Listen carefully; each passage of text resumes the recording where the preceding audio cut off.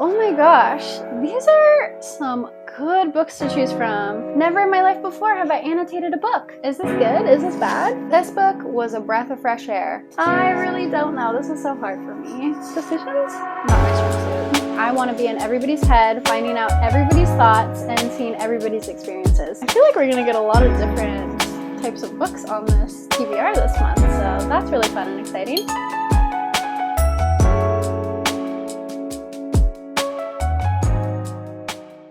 Hello everybody, my name's Carrie. Welcome back to my bookish channel. November is here.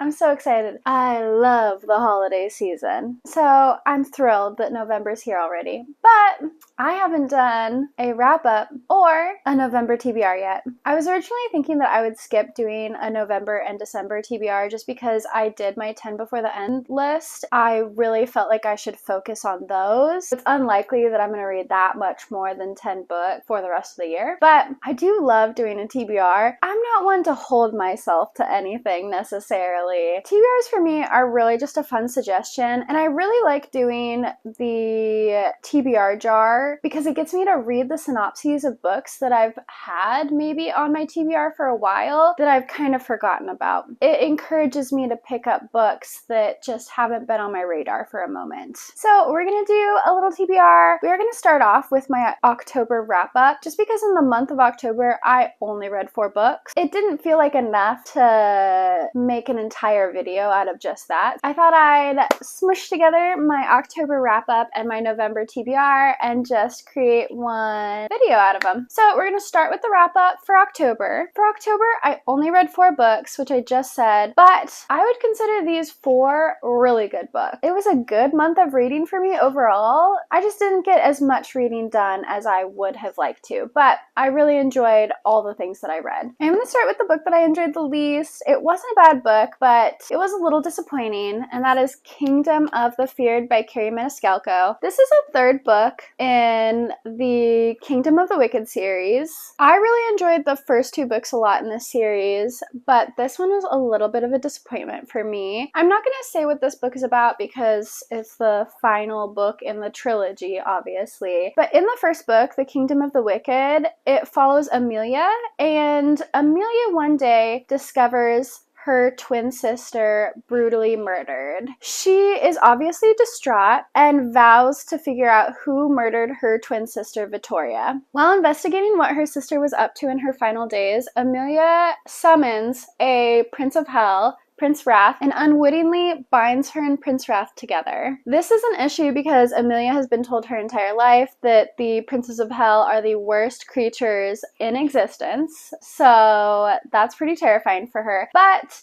because she's so distraught over her twin sister's death, she enlists Wrath's help to solve the mystery of who murdered her sister and also solve the mystery of the other witches that are ending up murdered all over her city. I'm not going to get into it too much just because I went into it in depth in my witchy reading vlog video, and I don't want to bore everybody by just saying the same things over and over again. But this book had some problems, mainly the fact that the stakes just felt so low, especially for the final book in a trilogy. The things that were happening felt like they should have felt more serious. However, the way that it was presented made it really hard to take it seriously as the reader. It felt like there was so much happening, so many mysteries to unravel. It felt like Amelia, the main character, was not focused on the things that she should have been focused on. There were too many other things that she was trying to figure out and solve. They just didn't seem super important, especially in comparison to the few very big things that needed to happen in order to wrap up this story. It also felt like a lot of the reveals that you ended up getting in this book did not necessarily make sense and tie back into book 1 super well. It felt like they were made up just to tie together loose ends, but there was not a lot of thought put into them. So I did say in that video, I did enjoy it because you got a lot of Wrath and Amelia together in this book, and their relationship was really solid and stable, which I always appreciate in a final book. book. If you enjoyed the first 2 books in the series, this book, do not skip it, obviously. Figure out what happens with the characters. But if you were on the fence about the first 2 books in the series, you could probably just skip this book and DNF the series, in all honesty. I did end up rating this book 3.75 stars, so it wasn't the worst book for me, but definitely not the best. After I read that book, I picked up Mate by Ali Hazelwood because it had just been released. This book was a breath of fresh air. I did not read this one in a reading vlog. I should have, but I honestly just devoured this book. I just wanted to sit down and read some silly, goofy book, and I did, and this was exactly what I wanted. I ended up giving this one 4.25 stars. This is the second book after Bride. They are interconnected standalones, and this one follows Serena and Cohen. In this book, Serena has recently figured out that she's half human, half werewolf, and is being hunted. The vampires specifically want her to experiment on her or to kill her, not really sure. So Cohen, the alpha of the Northwest Pack, is keeping her safe. Serena is revealed to be Cohen's mate, but I guess Cohen is not Serena's mate. I was confused about this. I don't know why I thought it was reversed, that Cohen was Serena's mate and Serena wasn't Cohen's mate, and I was like, how are they gonna make that work? Like, that doesn't sound right. But that's not true. It's the opposite of that. Also, when I was talking about this book in my October TBR video, I had mistaken another of Lo's friends to be the MMC in this book, and I had thought that Cohen actually had a partner already. I was really confused as to how that was going to work. This book was a great time. I had a lot of fun reading it. Absolutely devoured this book. During the beginning parts of this book, I felt so angry on behalf of Serena, just because everybody was being kind of mean to her. People were saying really rude things. Cohen was acting very guarded and obviously keeping secrets from her. When I figured out why, it clicked and I really understood, because it's a pretty big deal, in all honesty. The one issue that I kind of had with this was that even though that was presented as such a huge deal in this book, it was resolved so easily.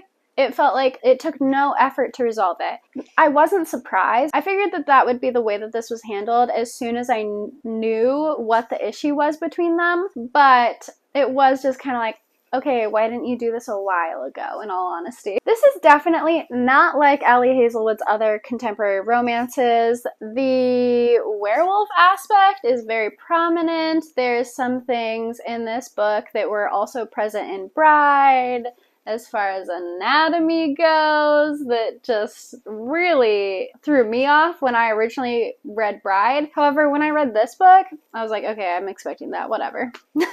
Old news, okay. If you haven't read Bride and you don't know what I'm talking about, maybe look it up. I would really recommend reading Bride before you read this book, just because there is a lot going on in this world that you figure out in Bride that if you go into this not knowing might confuse you. Overall, it was a really good book. It had all the trappings of a cute, fluffy romance, but with a supernatural setting, so the stakes felt quite a bit higher, which personally I love. After that, I read The Heartbreak Hotel by Ellen O. Clover. This one I did actually film myself reading for a reading vlog. I don't know if it's ever going to see the light of day, just because it was a reading challenge that I failed, dramatically failed, but either way, I had a really good time with this book.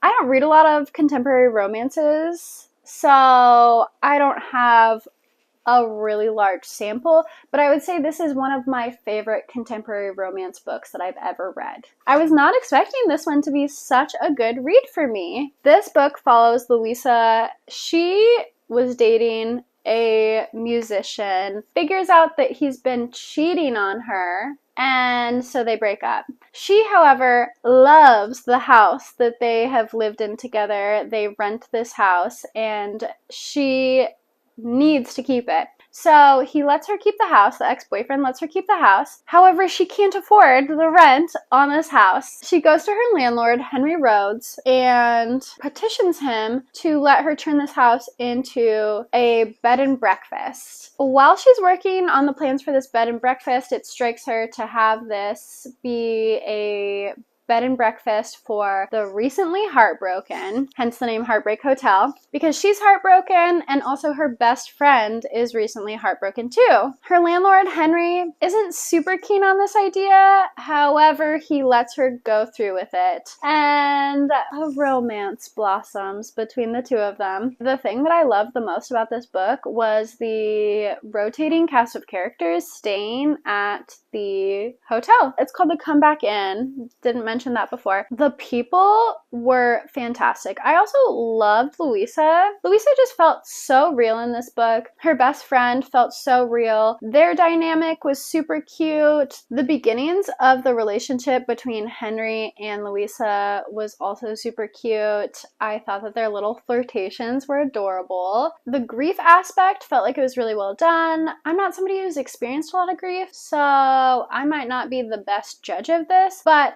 it felt like it was present and it drove the plot along. It didn't feel like the story was overwhelmed by the grief aspect in this book. The main critique that I have for this book is the male main character. He just felt like he wasn't fleshed out properly, which is strange because every other character felt like they were fleshed out properly. I don't know if it was because he was kind of like a boring guy, he didn't say much, kind of more of a quiet guy, but it really did not feel like he had much personality, especially once the flirtationship between Louisa and Henry was over and they actually entered into a relationship. It felt like he was just there to help drive along Louisa's story, which I didn't mind, honestly. I felt like her story was great. There was a lot of broken family dynamics that she had to take care of. She had to, deal with her own heartbreak. She had a lot of inner turmoil over some things that had been happening in her life as well. And I just felt like this story was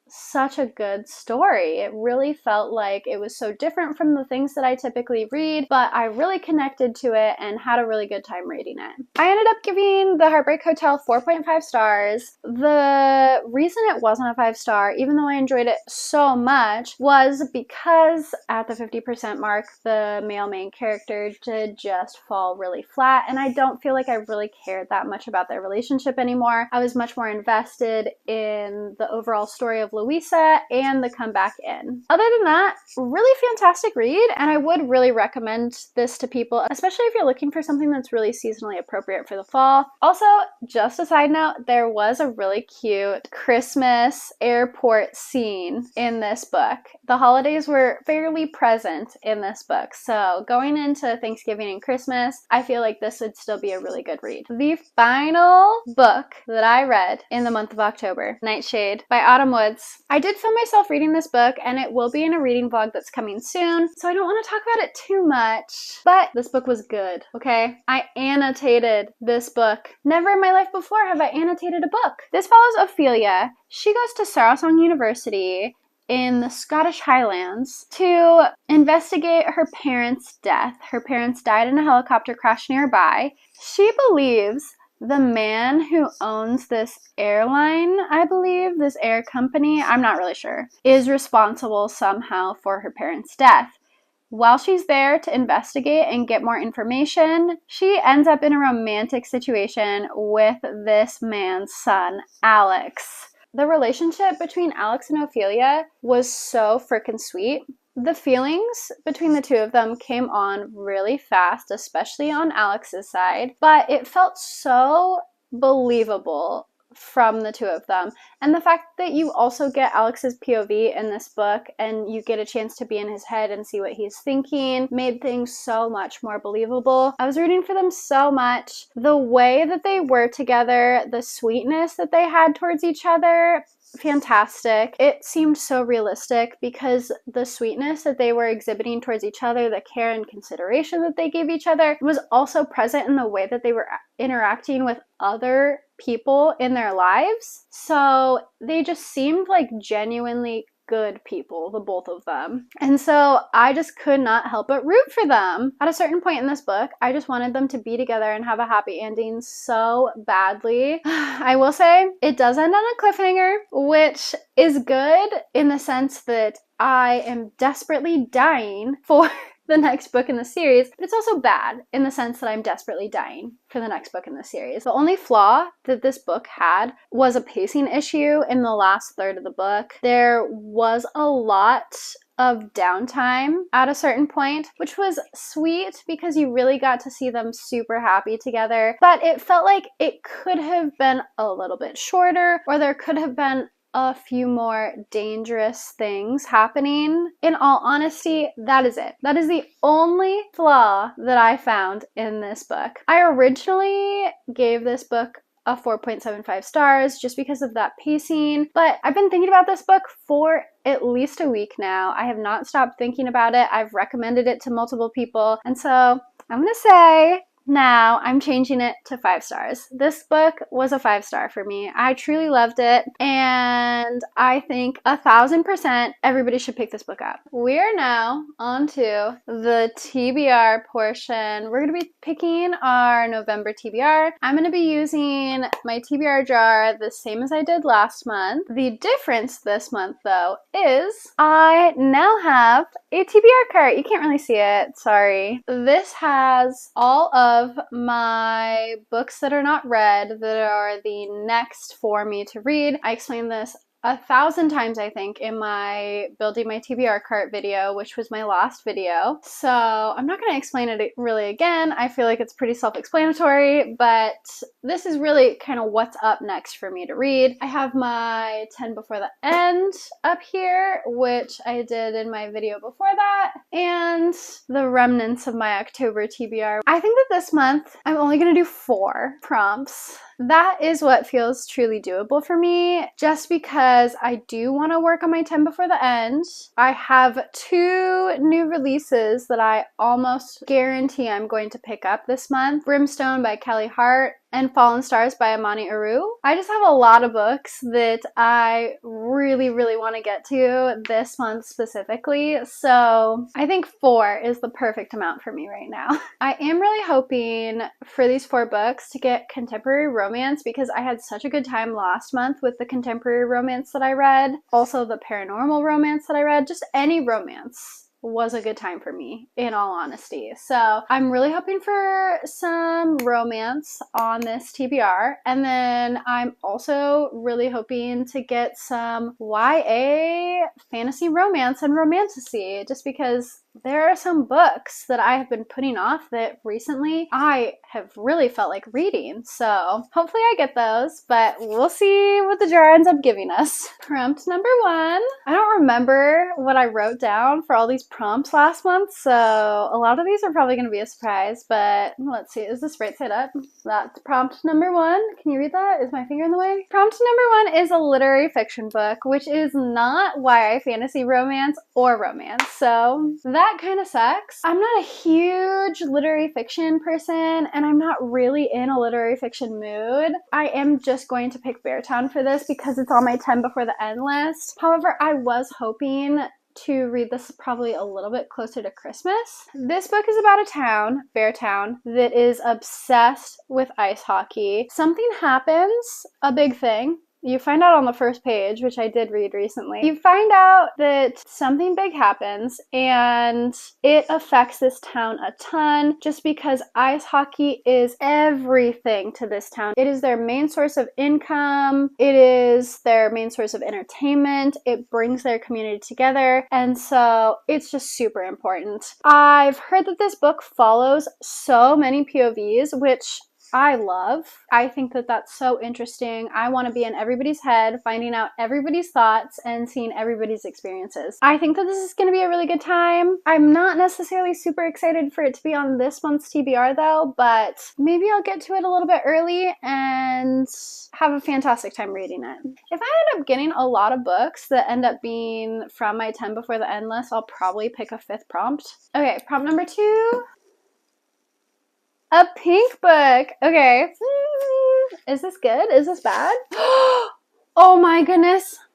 I think I have the perfect one for a pink book. Wild Love by Elsie Silver. I could also do Crimson River by Devaney Perry. It feels pink. These are both really good options. There's also Princess Night by Kate Jacobs, which again sounds just like a goofy, fun, cute time. But I think I really want to do contemporary romance for this prompt, so we're gonna go with either of these. I did just get this, and so I'm really excited to dive into that world. And the cover is so freaking cute. I don't know what it is about this like patchwork style cover, but I think it's adorable. This is also much shorter. They're both on Kindle Unlimited. I really don't know.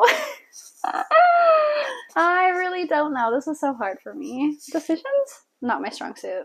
I think I'm gonna go with this one just because the cover's so cute. It's as simple as that, honestly. Wild Love by Elsie Silver. I didn't love all of the books in the previous series by Elsie Silver. I forget what it's called, but it's Flawless, Heartless, Powerless, Reckless, and Hopeless. I really only liked Reckless and Heartless in that series. Flawless and Hopeless weren't bad, but Powerless, I DNF'd. I could not get through that book, in all honesty. This isn't a review for that book, but it was just that there were so many typos in that book. I could not deal with it. So Elsie Silver isn't necessarily like a guaranteed likable author for me, but I have heard a lot of good things about this series by her. I don't know what this one's called either. I don't feel like it's anywhere on the book either. So this book follows Ford Grant, who is Willa's brother. Willa is from Heartless. That was one of the books from the previous Interconnected series that I really liked. He is a billionaire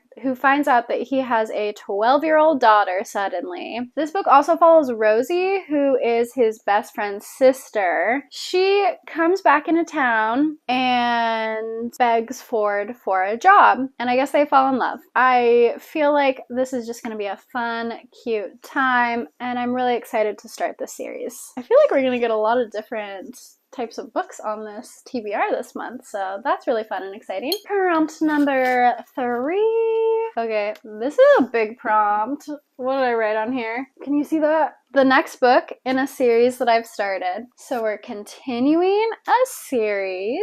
A lot of these are books that are brand new series for me. As far as the ones that I feel like match this prompt the best, we've got Foxglove by Adeline Grace, Reckless by Lauren Roberts, Her Soul for Revenge by Harley LaRue. After reading the first one in this series, I just don't feel like I want to read this story going into the holiday season. It is pretty dark.